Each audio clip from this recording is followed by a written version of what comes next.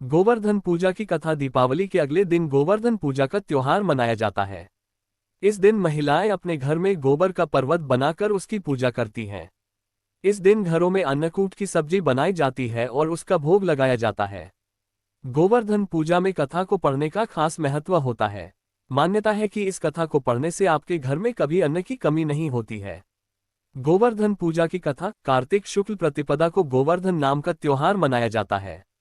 इस दिन स्त्रियां गोबर के भगवान बनाकर उसकी पूजा करती हैं और संध्या समय अन्नादि का भोग लगाकर दीपदान करते हुए गोबर के भगवान की परिक्रमा करती हैं। तत्पश्चात उस भूला बांस बाधा उठाकर उसके उपले थापती हैं और बाकी को खेत आदि में डाल देती हैं। इस दिन अन्न का भोजन बनाकर भगवान का भोग लगाया जाता है। अपने सब अतिथियों सहित भोजन किया जाता है।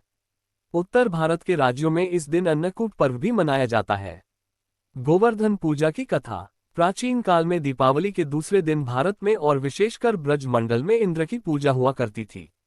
श्री कृष्ण ने कहा कि कार्तिक में इंद्र की पूजा का कोई लाभ नहीं, इसलिए हमें गौ के वंश की उन्नति के लिए पर्वत वृक्षों की पूजा करते हुए न केवल उनकी रक्षा करने की प्रतिज्ञा करनी चाहिए अपितु पर्वतों और भूमि पर घास पौधे लगाकर हमें वन महोत्सव भी मनाना चाहिए।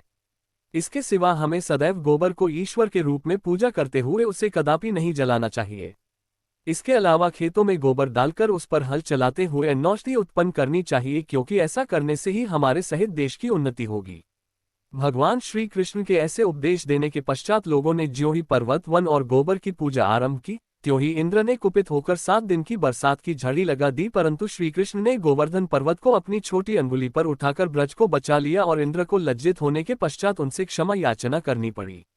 आपको ये गोवर्धन की पूजा की कथा कैसी लगी? लाइक कमेंट कीजिए और चैनल को सब्सक्राइब अवश्य कर दीजिए।